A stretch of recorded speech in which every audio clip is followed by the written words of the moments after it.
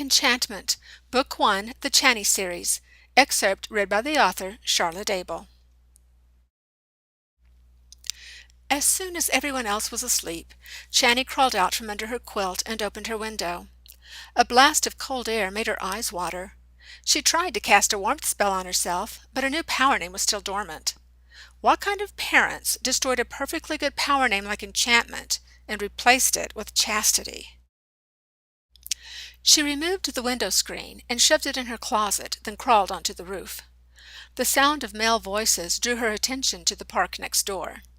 She couldn't understand what they were saying, but they sounded friendly enough. Her new power name, her curse, was designed with one purpose in mind, so to activate it, she needed a dirty-minded boy. Channie tossed her blanket back in her room, then scampered down the fake, but convenient, rocks on the front of the house. She followed the crushed gravel path that led from her front yard into Heritage Park. The three-quarter moon peeked out from behind a cloud and revealed two masculine silhouettes. The boys were inside the pavilion, sitting on top of a picnic table. One of them was smoking a cigarette. When Channie stepped out of the shadows, he elbowed the other boy. They both stopped talking and stared at her. She froze, unsure of how to proceed without Enchantment's natural charm. A prickly sensation, like cockleburrs, ran under Channie's skin. She didn't need magic to read the boy's energy fields. Curiosity mixed with a fair amount of lust. Nothing unusual about that.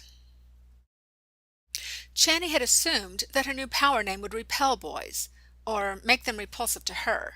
Instead, Chastity's magic was attracted to their lustful energy and grew stronger as it fed off their carnal desires.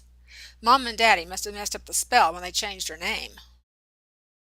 Channie coughed and fanned the air, frowning at Cigarette Boy. He tossed the nasty thing onto the ground and snuffed it out with the toe of his canvas shoe. The skinny, non-smoking boy leaned forward and smiled at her. "I haven't seen you around here before. Are you new?" Channie licked her dry lips and nodded. What was wrong with her? She wasn't shy. Or was she? She didn't know who she was without Enchantment's magic. Cigarette Boy ran his gaze up and down her body. The level of lust in the air doubled and flowed into Chastity's power well, awakening its potential. He smirked at her. "What's the matter? Can't you talk?" Channie started to take a step back, but didn't want him to think she was easily intimidated. She straightened her spine and held her ground. "I can talk just fine when I have something to say." Cigarette Boy elbowed his friend in the ribs. "Dude, did you hear that accent?" He hugged his chest, copying Channie, and pitched his voice up high to mock her. "I can talk just fine when I have something to say." "Geez, Eric, you are such an ass." The skinny boy shoved Eric's shoulder, then looked at Channie and smiled. "I apologize for this idiot. He has no social skills whatsoever. That's why we only let him out at night." "It's okay. I can handle it. But thanks."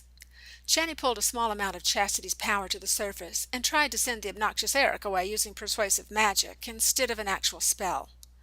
Nothing happened. She narrowed her eyes and pushed a little more magic at him.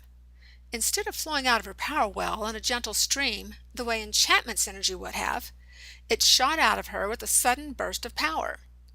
Folks rarely noticed when Channie used persuasive magic on them, and even when they did, they didn't usually care. Enchantment's energy was positive and soothing. Chastity's was not. Eric yelped and hopped off the metal table. He looked at his friend and said, "Did you feel that?" "Feel what?" "Something shocked me. There must be a short in the wiring." What wiring? The table's not wired." "Well, something sure as hell zapped me." Channie stepped into the shadows to hide her grin. This was fun. She zapped him again. Eric twitched and swore. "Come on! You had to feel it that time." "I don't know what you're talking about. What the hell have you been smoking?" Eric suggested his friend do some inappropriate things to himself, then trotted down the path towards the parking lot. Channie waited for him to drive away, then took a small step towards the skinny boy on the picnic table. He watched her, but didn't say a word. She read his energy field again and was surprised to find anxiety.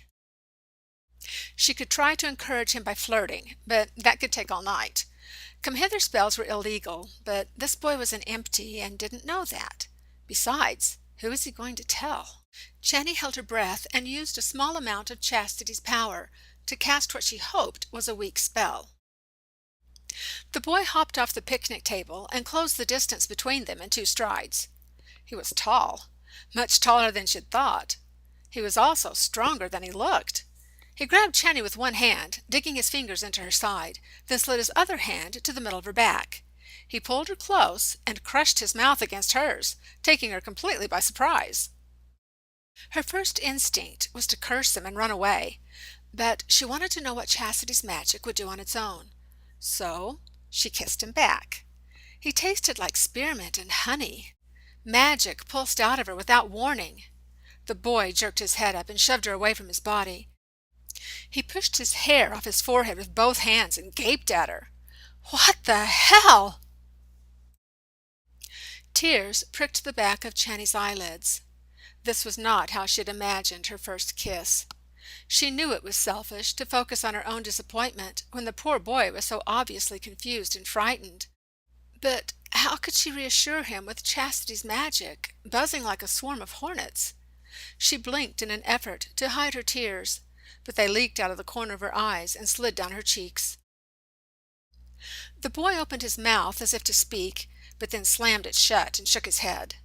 He held his elbows close to his body, lifted his hands palms up, and shrugged his shoulders as he backed away from her.